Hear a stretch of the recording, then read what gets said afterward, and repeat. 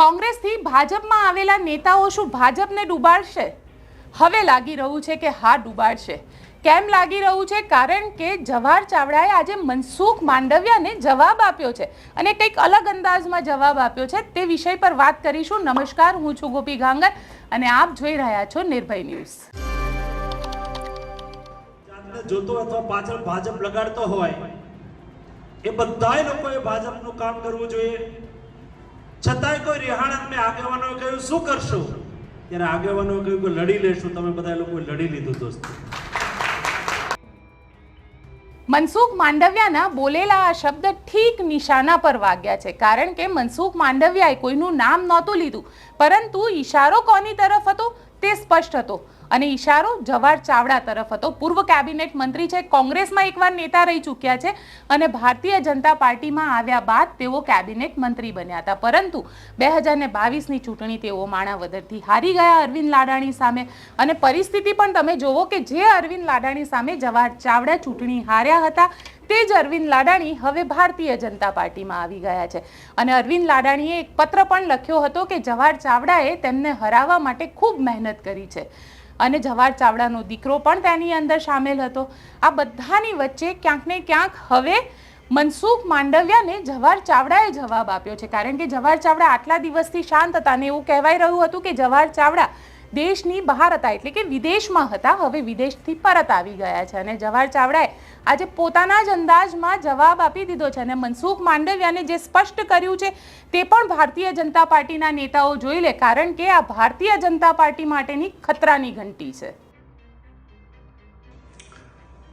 નમસ્કાર, મનસુખભાઈ માંડવિયા.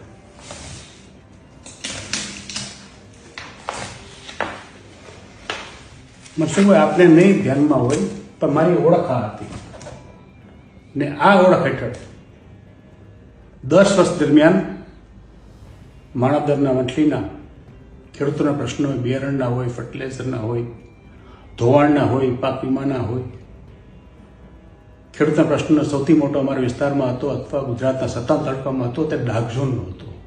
તે ડાકઝોનનું મુવમેન્ટ 3 વર્ષ સુધી ચલાવ્યું હતું. ડાકઝોન ઉઠાવ્યું હતું. તે જુનાગઢ માટે 600 કરોડનું અભિયાન સરકાર પાસે પાછા લેવાના, જુનાગઢમાં લોકશાહી અભિયાન ચલાવ્યું આખા જિલ્લામાં. ને આ સિવાય જુનાગઢના ગરીબો વંચિતો માટે એક બીપીએલ સહાયતા અભિયાન ચાલુ કર્યું હતું. તે અભિયાન સોમનાથમાં, જુનાગઢમાં, પોરબંદરમાં, રાજકોટમાં, જામનગરમાં 5 થી 6 જિલ્લાની અંદર 21 તાલુકામાં આખું અભિયાન ચલાવ્યું હતું. ને તે હેઠળ 75,000 ઉપરાંત ગરીબોને બીપીએલના લાભ આપેલા હતા. આ મારું કામ હતું, આ મારી ઓળખ હતી. તેની ઉપર ભારતીય જનતા પાર્ટીએ પોતાની ઓળખ લગાડી દીધી. ને આટલી હિંમત, તાકાત કે તેવડ તમારામાં હોત તો ચૂંટણી પહેલાં કે ચૂંટણી દરમિયાન બોલવાની જરૂર હતી. આપનો આભારી, જવાહર ચાવડા.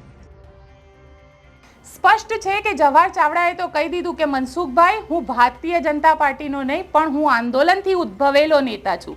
આ આંદોલનનો નેતા ફરીથી આંદોલનના મૂડમાં આવી ગયો છે અને આંદોલનના મૂડમાં જો આવશે તો જવાહર ચાવડા જે છે તે ભારતીય જનતા પાર્ટીના નાકમાં દમ ચોક્કસથી કરી શકશે. આપ શું વિચારો છો? કોમેન્ટ બોક્સમાં લખીને જણાવજો.